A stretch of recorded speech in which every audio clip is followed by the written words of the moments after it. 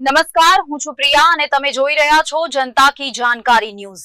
નજર કરીએ આજના સમાચાર ઉપર। પ્રાચીન યુગમાં માતા પાર્વતી દ્વારા નિરાકાર એવા શિવને પામવા માટે આ વ્રત કર્યું હોવાની માન્યતા આજે પણ જોવા મળે છે।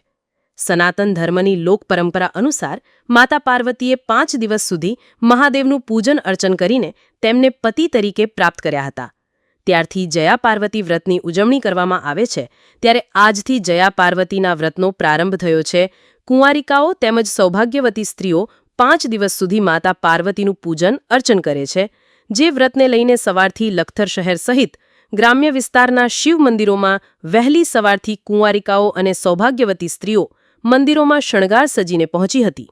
જેમ મંદિરોમાં બ્રાહ્મણો દ્વારા જયા પાર્વતી વ્રતના પૂજનની સામગ્રી અબીલ, ગુલાલ, કંકુ, નાડાછડી, કમળ, કાકડી, સાકર, તજ, લવિંગ, ઇલાયચી, નાગરવેલનું પાન, સોપારી અને ઋતુજન્ય કોઈપણ ફળની સાથે ધૂપ-દીપ પુષ્પો ચઢાવીને કુંવારિકા અને સૌભાગ્યવતી સ્ત્રીઓ માતા પાર્વતી સામૂહિક પૂજન, અર્ચન અને આરતી કરવામાં આવી હતી। ત્યારબાદ ભગવાન શિવજીની પણ પૂજા અર્ચના કરવામાં આવી હતી। ત્યારે આજે અષાઢ સુદ 13થી અષાઢ વદ બીજ સુધી પરંપરાગત રીતે જ્યાં પાર્વતી વ્રતની ઉજવણી કરવામાં આવતી હોય છે। આ વ્રત અષાઢ વદ બીજના દિવસે આખી રાત્રિનું જાગરણ કરીને જયા પાર્વતી વ્રતની વિધિ વિધાન સાથે પૂર્ણાહુતિ કરવામાં આવતી હોય છે। મારું નામ ઝાલા યશવીબા છે। આજે અષાઢ સુદ 13ના જય પાર્વતીના વ્રત ચાલુ થઈ રહ્યા છે। આ વ્રત 5 દિવસના હોય છે। 5 દિવસ મીઠા વગરનું ખાવાનું હોય છે અને છેલ્લા દિવસે મીઠાવાળું ખાવાનું હોય છે।